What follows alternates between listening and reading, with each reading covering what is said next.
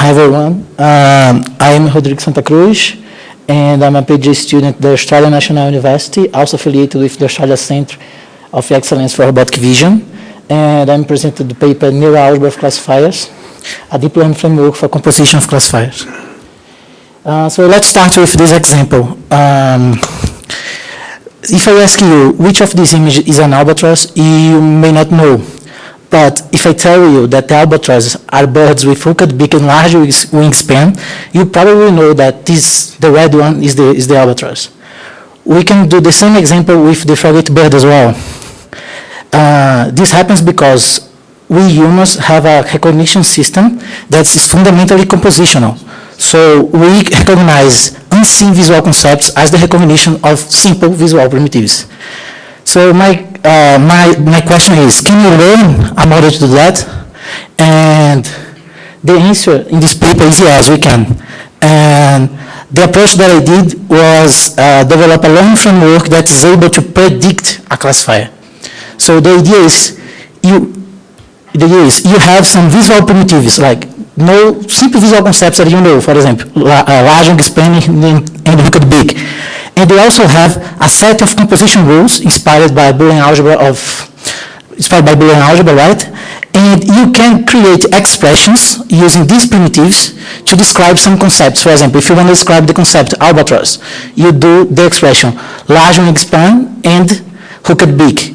And this comes as input for our model, and our model is able to predict the classifier. So how we do that is quite simple. We try to learn a mapping function between the space of expressions to the space of binary classifiers. To do that, we develop a zero-shot learning setup where we have a trained set of expressions and positive and negative image for each expression. And you train our model in that setup, but this model is able to generalize for unseen expression since we encode each primitive as a classifier. The idea is try to map from separating hyperplanes of primitives to separating hyperplane of complex concepts. I will not go in detail in the model because of the time constraint of the presentation, but it uses deep learning to extract features, NLP to learn the mapping, a bit of parsing to parsing the expression tree, and actually it tries to predict the correct classifier for each expression. So going direct to the experiments, we were able to show that this model is better than using simple approaches, for example, theoretical approaches, for example, supervised, where you train SVM for each train expression, or independent classifier, where you assume dependency and try to come up with the classification of an image according to expression by just using simple probability rules.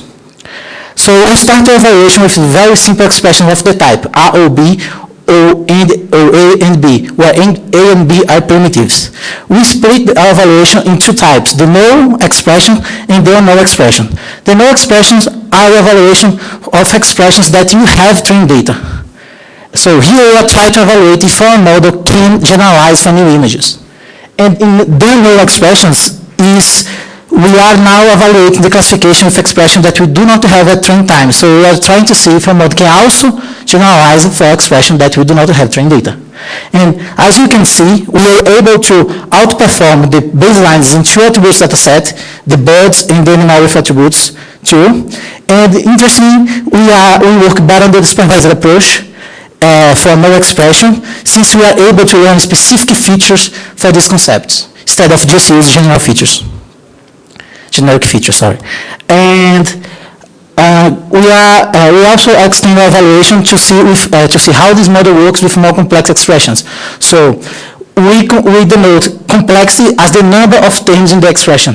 So as the complexity increases, our method decreases its performance, but it still works much better than the baselines. And after the complexity 6, we see that our model stabilizes. Just a final example. So what we can do with this model, like here we can not just classify, for example, new objects, but we can also group objects. For example, if you are trying to find birds that have the same color in the breast and in the head, you can create an expression from that. And if you are trying to try to recognize birds that have different colors in the head and the breast, we come up with another expression. And if you see the classification results, On the left, oh sorry, it's beeping. If you see the classification result on the left, you see of the first query, the birds have the same color, the red and the black. While on the second one, we see they are much more colorful. Yeah, that's my time as well. Thank you very much, and see you in the first section.